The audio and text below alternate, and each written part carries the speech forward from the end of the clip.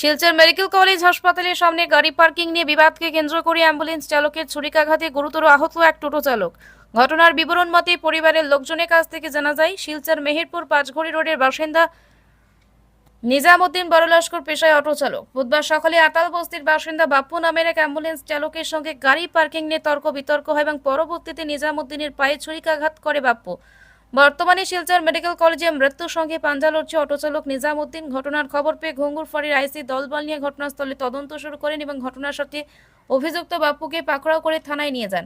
নিজামের পরিবারের সদস্যরা বলেন, শিলচর মেডিকেল কলেজ হাসপাতাল নিরাপত্তাহীনতায় ভুগছে। নিরাপত্তা বাহিনী না থাকার সমান একজন লোক কিভাবে দিন দুপুরে চুরি নিয়ে মেডিকেলের ভিতরে চলাফেরা করে, এতে বাইরে থেকে চিকিৎসা করাতে লোকজন এসে বিপাকে পড়তে হন। তারা সংবাদ মাধ্যমের সাহায্যে আসামের মুখ্যমন্ত্রী ডক্টর হিমন্ত বিশ্ব শর্মা সহ কাছাড়ি জেলা শাসকের দৃষ্টি আকর্ষণ করে উপযুক্ত ব্যবস্থা নেবার অনুরোধ জানান। আমার বন্য জামাই এখানে অটো লিয়ে আইছে। এখানে অ্যাম্বুলেন্সের একটা ড্রাইভার আসলো, আতালবস্তির নাম, তার নাম বাপ্পু, আতালবস্তি তাহে। তো সে তার লগে কিতা একটা মাত হয়েছে অটোর রাখার লাগি। তাই অটোর মাঝে প্যাসেঞ্জার নামানিত লাগিয়ে এখন তার শরীরও লাগি যার। তাই কোথাও না শরীর তো লাগছে না, ওটা মাত লইয়া ওটা কিতা মাত লইয়া একটা মুখে বেশ হয়েছে। এর ফলে এই টানে চাক্কু মারিচ্ছে ফাওয়ার মধ্যে। আতালবস্তি তার বাসা ফাওয়ার মধ্যে চাক্কু মারিচ্ছে। এরকম যে মেডিকেলের ভিতরে এরকম চাক্কু লিয়া ঘুরেন হাইলান দেবো ফুর্তি হতো মানুষ আইন।